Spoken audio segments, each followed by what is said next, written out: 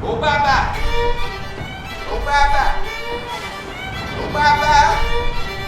Go bye-bye. There you go. There you go. There you go. Yeah. Go bye-bye.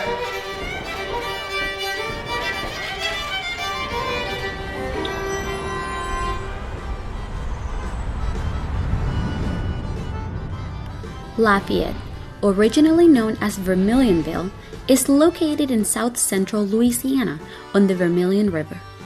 The reason the earliest European settlers would have come here in the 1750s and 1760s would have been to have access to the river to trade with local Native Americans called the Attakapas Ishaks.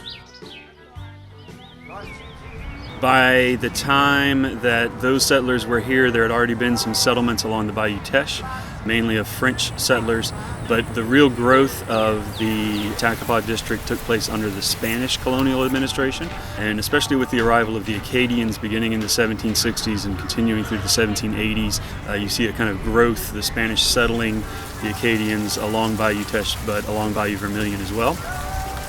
And so the earliest recorded land grants that we have to European settlers or people of European descent date back to the 1770s, and we know that most of those were of Acadian descent, so they had either been part of the exiles or they were children of the exiles.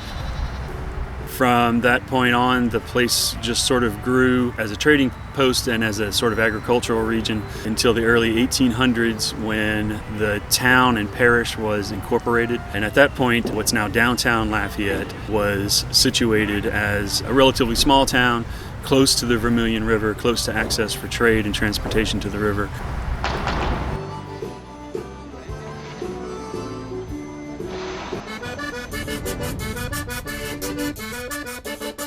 The term hub city came about because Lafayette was the hub of Acadiana, which is the region in Louisiana where the Acadiens first landed.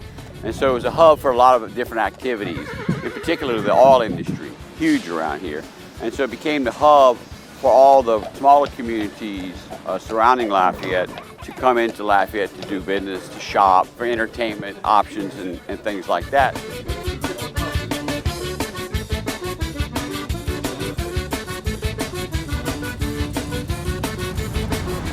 In the 1880s and 1890s, you see Lafayette becoming the center of the railroad industry because it's where all of these different connections are made. And railroads are just like modern interstates. Wherever you have two interstates connect, you're going to have development. Wherever you have two railroads or more connect, you're going to have development of businesses that are related to the railroad, but you're also going to have hotels and restaurants and things like that.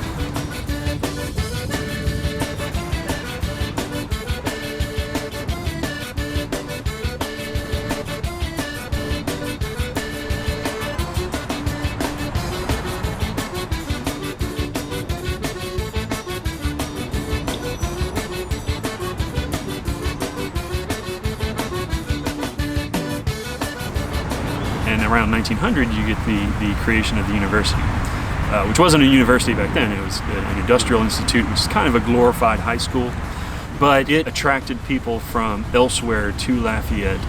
So in the 1960s, 1970s, Lafayette's economy was at the top of its game. There were people building lots of houses, new businesses being developed, and the footprint of Lafayette was growing. I mean, it was all based on oil. I mean, it was really that one economic factor that was at the root of it.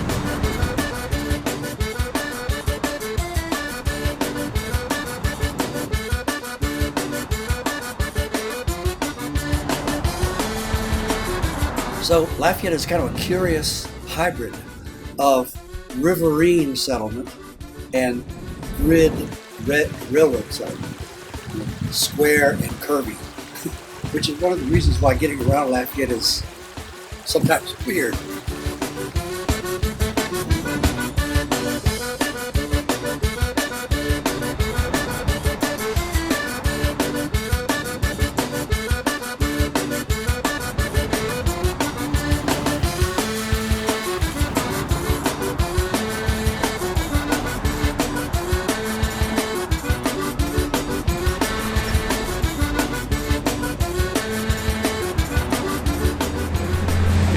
still kind of a little wild down here too, in a sense. That you can go into a basin and there's a wildness about it, the alligators and the black bears and things like that. So, like I said, it's a uniqueness and kind of a wildness and a celebration of life down here that's different from other parts of the world. Today, while certainly oil still matters in Lafayette, clearly it's a much more diversified economy. And over the last 40 years or so, the city has had to cope with the decline of the oil industry and try to come up with other ways of keeping its economy going. For instance, today you have a lot more focus on the medical industry, and Lafayette's kind of a regional medical hub. It's certainly a regional retail hub, and then of course the University of Louisiana at Lafayette has become, and it was back then, but it's become much more of not just a regional university, but a state and even nationally recognized university.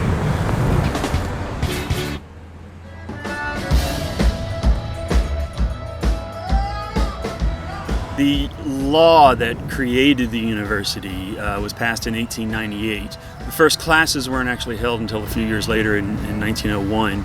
It was a very small institution at that time known as Southwestern Louisiana Industrial Institute. I think today we would consider it a sort of glorified high school or maybe a kind of finishing school. The classes and the faculty were pretty small in number. Over the course of the first few decades of its existence, the Southwestern Louisiana Industrial Institute grew large enough that it became, in essence, a college, and its name was changed to the Southwestern Louisiana Institute by the 1920s, and it continued to have that name through about 1960, when its name was changed to the University of Southwestern Louisiana. That was the name that a lot of people remember, but in about the year 2000, the name was changed to the University of Louisiana at Lafayette.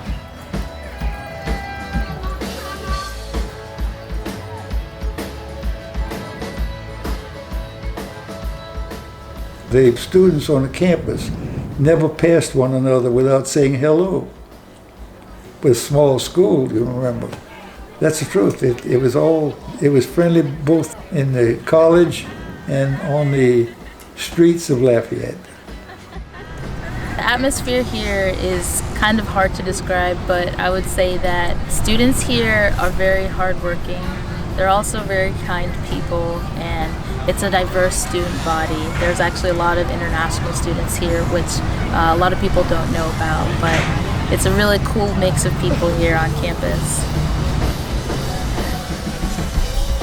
UL Lafayette is definitely a melting pot for the different cultures. I know in my experience, my 4 years being a student, 2 years being a staff member here at UL Lafayette, I've definitely met people that I would have never been able to meet outside of my university experience.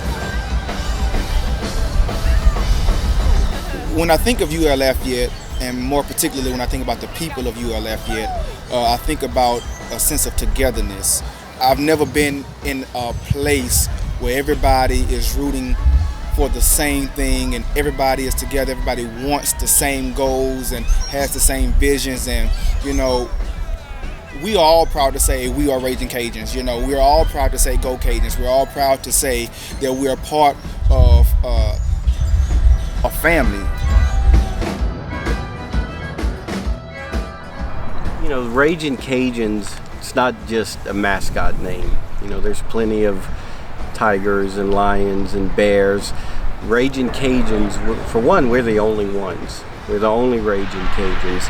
And to me, that really means something because it exemplifies the people from this area. It's not just about the Cajun culture, but I think Ragin' Cajun describes the passion that not just our fans of our athletic teams have, but the people in this region. And without a doubt, the partnership that we have with the city, the university, Lafayette, Ragin' Cajuns is very strong. And you don't think of one without thinking of the other. When you think Ragin' Cajuns, you think Lafayette. When you think Lafayette, you think Ragin' Cajuns. I will say that over the last 10 or 15 years, I've seen a development and a growth of interest in Ragin' Cajuns athletics. more people wearing things that say Ragin' Cajuns, and there seems to be a more active community of fans in Lafayette. I think as the city has grown and as the area has grown, the name, the Ragin' Cajuns has grown. It's not just what the name is unique, but what it means and the fact that people are proud to be associated with it.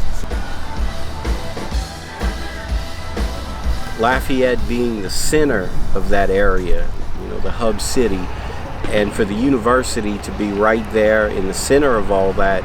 And it's truly a melting pot of different cultures and people with the university that bring people in from all over, and we adopt them, and they become Ragin' Cajuns. And so many of them who come here stay here and make this their home because the culture is so unique.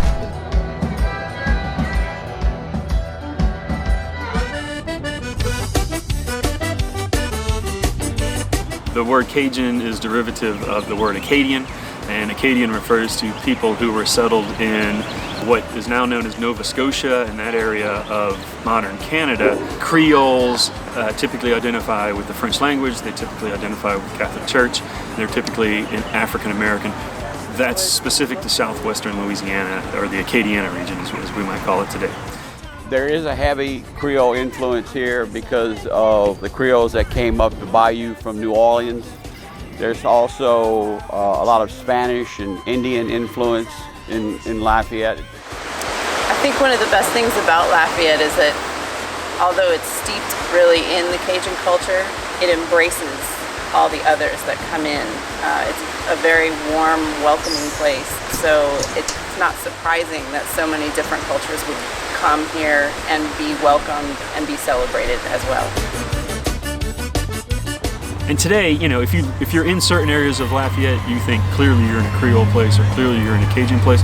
But if you're in most areas of Lafayette, if you're in most parts of the city, you could be anywhere in the United States. People came from all over the place, partly because of the oil industry. That and other things drew a lot of people of diverse national and ethnic and cultural backgrounds to Lafayette. That mixture makes us the very special place we are. When the people associated with the oil industry came in, there were people from other parts of the country and not accustomed to the friendliness of this. But once they got here, I don't think you could run them all. They just enjoyed the way the local people conducted themselves with other people. They were friendly. I think this part of the world, it's like its own world, It has its own uniqueness to it. It has its own vibe. It's very soulful. It's from the music to the people to the passion about the language to the passion about the music and the passion about food. I mean, food is such a huge part of who we are. The people in Lafayette are very friendly, they're very proud of their culture, and they love to invite people in to experience that with them. A lot of it revolves around food, which is why we have so many restaurants here. I think there's a kind of a uniqueness and a friendliness down here that people don't always experience in other locations, whether it's in the U.S. or internationally. People just, they'll give you the shirt off their back, man, and they'll open up their homes to you and make you a pot of coffee, and I'm getting goosebumps just thinking about it, There's a saying that everywhere you go, there's someone for you, someone who you can relate to. But when I came to Lafayette, there was every person, I can relate to every person. It was just a very warm feeling when I got here. This kind of culture can't be found anywhere else. It's like a mix of Cajun, Creole, and international all at the same time. Our culture is family, our culture is people, our culture is food. We combine those together as many times as we can because it's just in our hearts. That's just how we show people that we love them.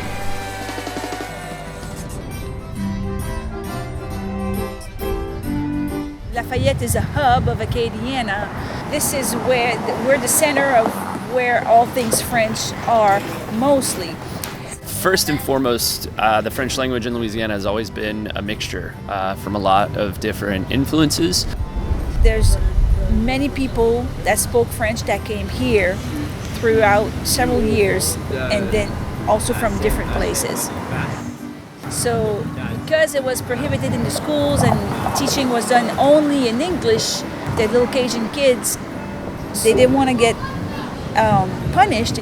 And so over the years, they just kind of forgot it. Because obviously we still have French speakers today, but the numbers did go down because of what happened in the schools.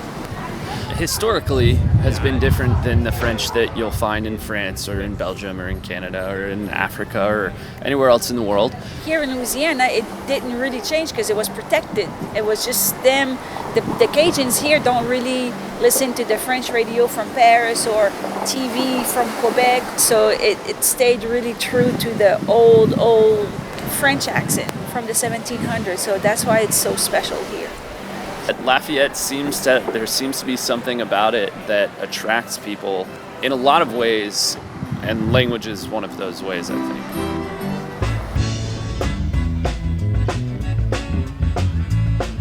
Louisiana in general, New Orleans and Lafayette in particular, are these hubs of all these different ethnicities. And so it makes the food more exciting.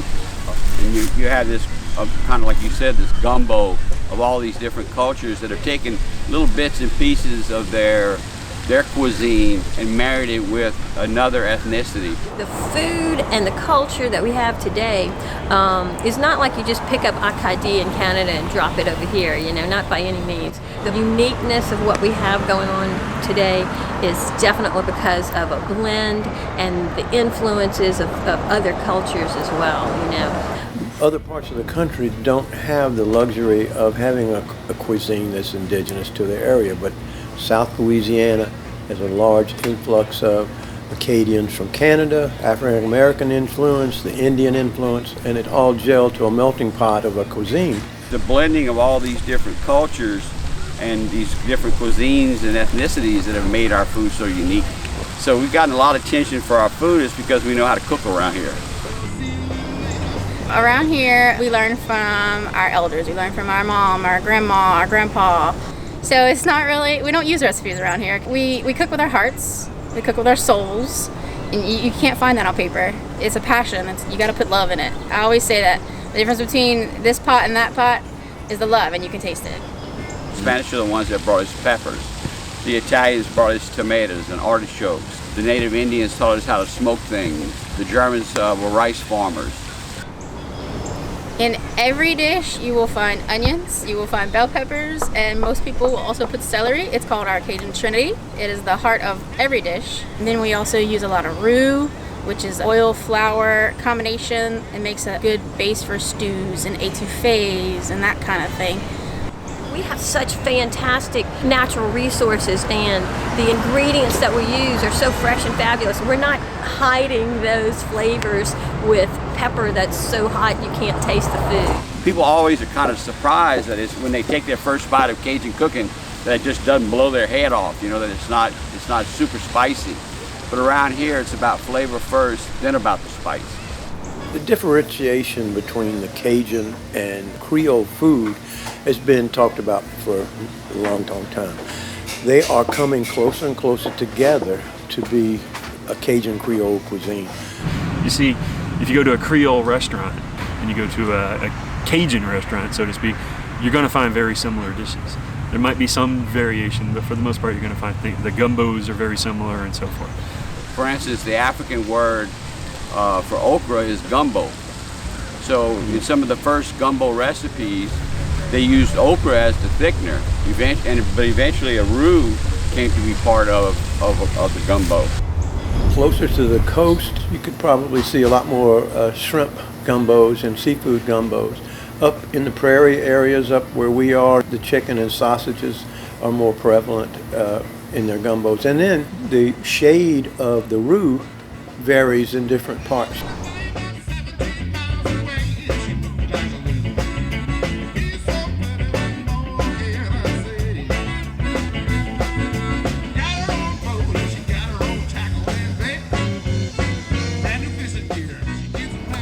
think crawfish and the Cajun culture kind of go together. I mean, people see crawfish and the first thing they think of is Louisiana and the Cajun culture.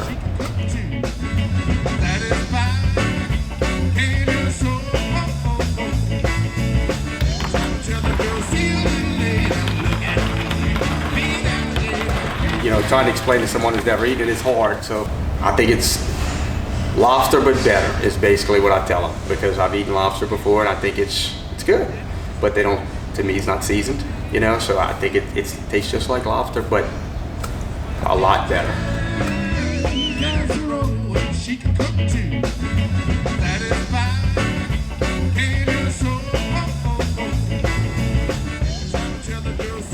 Although there's a lot of good food in other places in the world, our local cuisine is kind of special.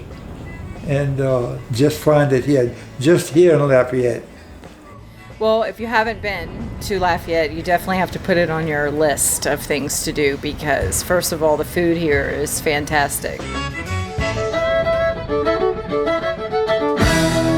The music of Lafayette is such an amazing mix of different musics that came from around the world to meet here in Louisiana, you know, from the Native American beat to the African rhythms and influences and the French, the Acadian, the German accordion, the Spanish, the French, and it goes on and on. The music of Cajuns and Creoles is tremendously different. I mean, the Cajun music today, if we were to classify it by some broader terminology, we'd probably define it as folk music or traditional music, or maybe even it's sometimes classified as a form of country music. Well, Cajun music is fronted by the fiddle and the accordion, and it always has the French vocals, you know, and we make sure that that's the root and the key of our music. After that, you can add whatever you want, you know, but as long as it's got that fiddle and accordion and the French, then that makes it Cajun music in my eyes. Cajun music comes out of Euro-Western theory and harmony and German ballad form, where you have this long ballad. Oh, you have melody.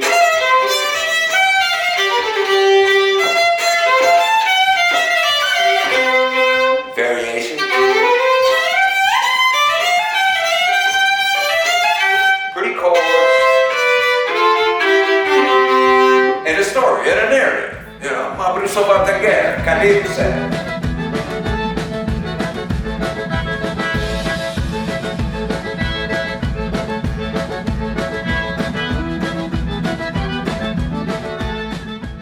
Creole music, which we now call Zydeco, is much more rooted in the blues, much more rooted in R&B, and much more rooted in more and more today. You see younger generations of Zydeco musicians using things like hip-hop, rap, and singing English and things like that. You hear the Zydeco music, and you hear the Zydeco with the energy behind it. But when you slow it down, it's the blues. So you hear a little crossover between the blues, R&B, soul, and rock and roll, all mixed in one, and we call it Zydeco. It's like a gumbo.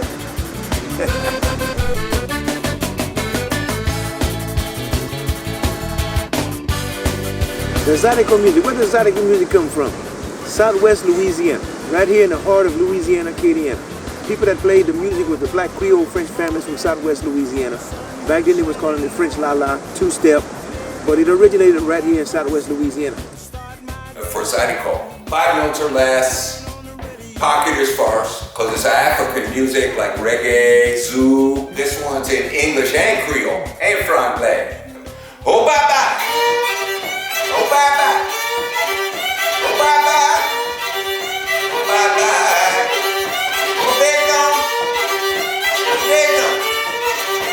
They gone. Yeah. Oh, bye-bye. Oh, bye-bye.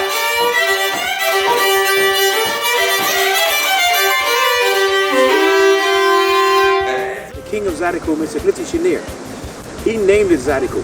That man played accordion like nobody's business. He was the best accordion player I ever heard.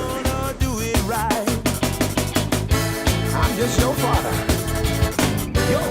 Glitzy Chenier decided he was going to use a washboard. Everybody's like, wow. And our grandmothers used to use the washboard to wash the clothes. But that washboard became the instrument. I think he can hear, and he goes, wow, that sounds good while he's playing the accordion, you know. So I think he had an idea. He said, let's use the washboard. Because he was always sitting around the house all the time. And you got accordion and washboard. That was it. That was your Zydeco dance right there. Lafayette has definitely become a huge center for music for the whole nation, because not only do we have our local indigenous, so to say, musics and our Cajun and Creole and Zydeco and all that, but there's been a lot of amazing talent to come out of Lafayette, you know, from jazz musicians to blues musicians, you know, the people that have ended up on the national scene, and has attracted a lot of musicians of all genres and such to come be inspired and collaborate with Lafayette musicians. The whole French culture is a global phenomenon. You know, certain festivals focus in on our connection to the outside French-speaking world, where we're a self-celebration of how we live and how we eat, and how we dance, and how we have a good time. The term hub city to me tends to refer to our geographic location, first and foremost. We're not too far from New Orleans, Baton Rouge, not too far from Houston, not too far from any of the cities in between.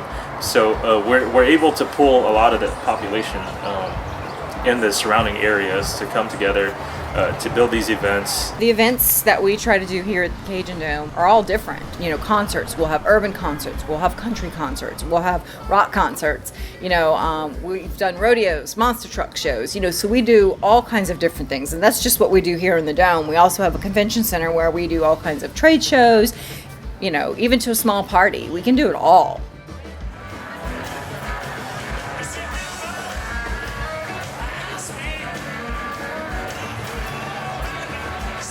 In this area, we have more festivals than weekends. So you could literally go to a different festival every weekend and always have something to do.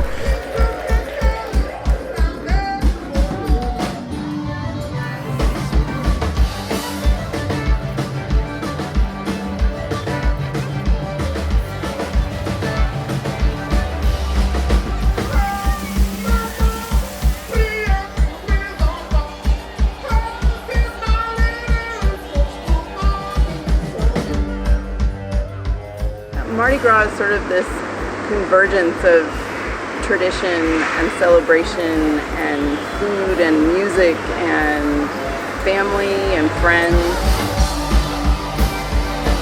There are people who participate in the city Mardi Gras and they participate in the country Mardi Gras. So there's a good element of both in there. And with Mardi Gras inside the city, it's more so pulled floats, music on the floats, and it's something that people can celebrate with. And the Mardi Gras here is a little more focused on the family and the kids. I know being involved in the Crew of Rio for so many years, the focus on the throws that we gather and all of that is what are the kids going to enjoy? What are they going to take home and remember that experience with? And the best part is the looks on the kids' faces when they catch things. So that's the best part.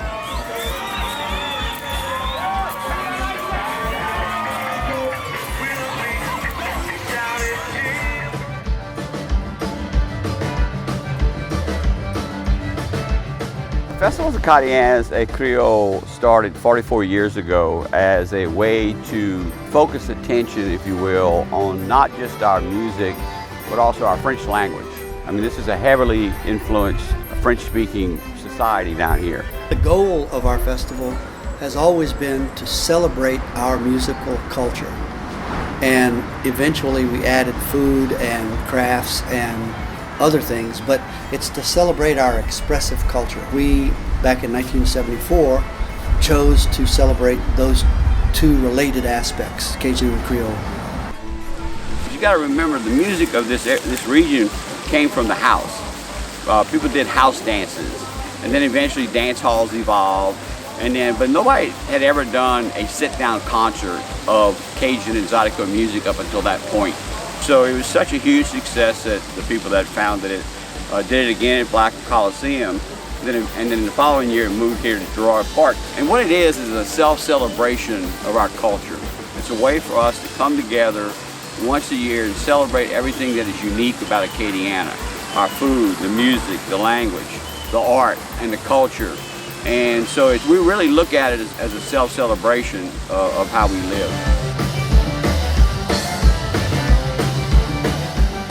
So Festival International started in 1987, and it was in the midst of the oil crunch of the 80s. And the founders wanted to come up with something that was special and something to give people a reason to be proud of and be happy to be here. I don't think the founders realized what it was going to turn into. It's now the largest international music festival in the world. And it's a free event, it's community driven. And so I would say the real goal is to share culture, to share music, to share art. We bring in people all over the world every year. Festival International is unique because it's a ticketless entry. It's just community driven. Everyone comes together. We rely on volunteers and sponsors. So we bring groups in from 20 to 25 different countries every year. And probably one of the things that makes us unique is we're in downtown setting.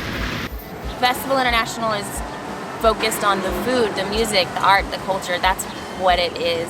People come here to listen and to eat and to enjoy. When people come down here, especially other festival organizers, and see what it is that we work with and what we're able to do, it's pretty impressive.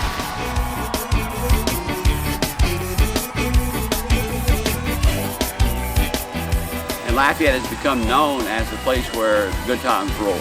We celebrated everything from frogs to rice to andouille to the black pot, you know. So anytime we can have a celebration where there's food and music and dancing involved, we're gonna do it. Creole sunshine, that'll suit me just fine. Spending time at the trail ride, all my kinfolk by my side.